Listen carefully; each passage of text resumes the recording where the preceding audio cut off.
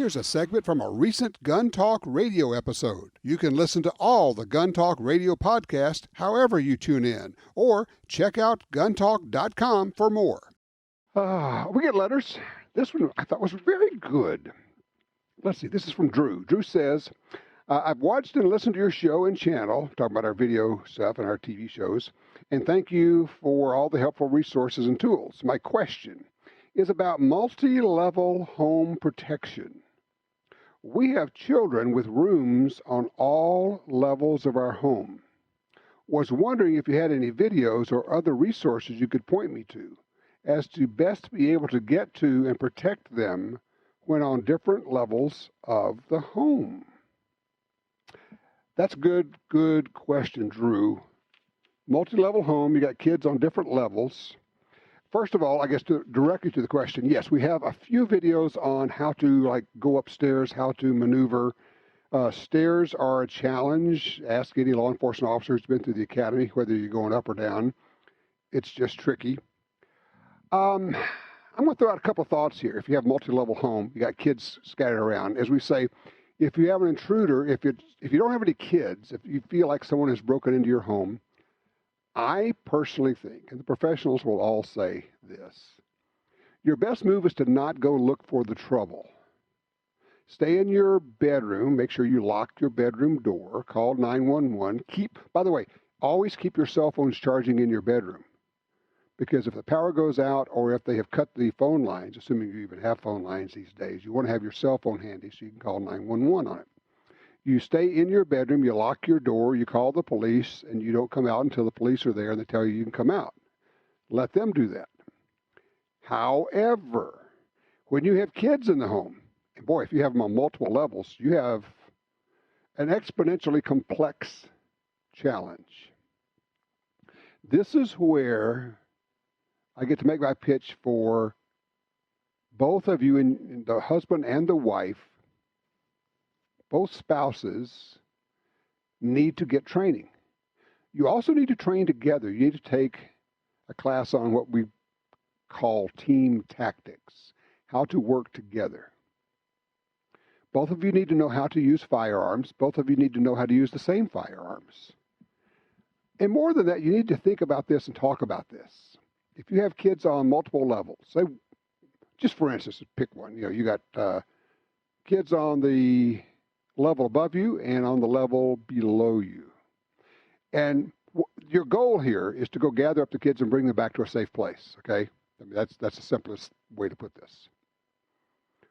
I would say that you have, just as you would, I hope, plan for a fire drill, where if this happens, then we will do this. You and your spouse already have a plan. You don't even have to talk about it. It's just like you hit the go button. I go upstairs, you go downstairs. And we're not trying to find the bad guys. We're now trying to move fast. And we're going to go grab them, pick them up, and bring them back to this place. Whether or not you're going to move with a firearm or not is another subject, and it complicates things considerably. I do know people, you think, well, how am I going to carry a gun and carry a kid at the same time? I know people who keep their gun in holster next to their bed. And I know you're going to think, that's going to look goofy. Sure, you're going to get up in your skivvies or in your pajamas or something, and you're going to put on your gun belt. But you know what? When you do that, you now have your pistol in your holster and your extra mag, and you can run around in your shorts and slippers and T-shirt or whatever it is, and you can still hold a kid and pick up a kid, and you still have your firearm for self-defense. There are those right now saying, those people are crazy. They're paranoid.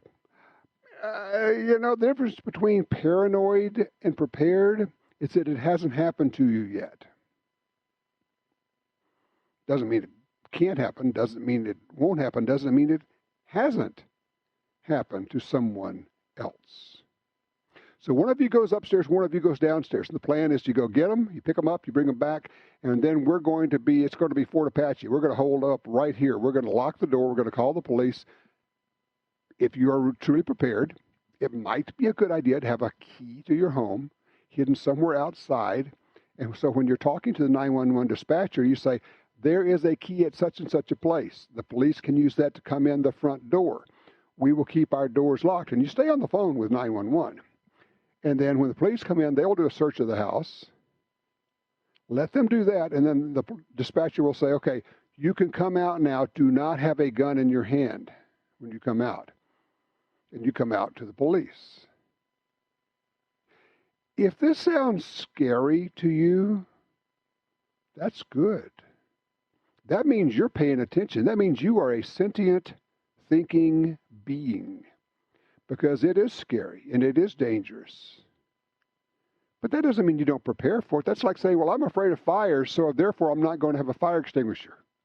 What? It's exactly the same thing. Think of it this way. A fire extinguisher is there so that you can try to control the situation until the fire department gets here. No one says, oh, you shouldn't have a fire extinguisher because we have a fire department. But the same people would say, oh, you don't need a gun for self-protection. We have the police for that. I love this part. That's not your job. Well, I would turn it around and say, actually, it's no one else's job but mine. Protecting my children or my grandchildren is my job. It's no one else's job. It is my number one priority in life. There's no more important reason for me to be on this planet or to be enjoying life at the moment than to protect my children and my grandchildren. That, in fact, is my job. I would suggest to you that if you don't consider it your job, and I don't know what your thinking is. If you do think, yeah, that makes sense, but you've done nothing about it. You've done nothing to prepare for it. You've never taken any classes. You don't know the proper way to go upstairs or downstairs if you have a firearm. Where should the gun be pointing? Oh, gee, I don't know. Yeah, well, that's why we take classes. You think it's a little bit crazy to have the idea that you would have a gun belt there so you could put it on. But now that you're thinking about it, you go, well, how else would I carry my gun and carry a young child at the same time? Oh, how about a holster? Works really well. So, Drew, to answer your question, it's a great question. I would say split up, go grab the kids, get them back into the safe area, lock the door, call the police, hole up. Don't go looking for trouble.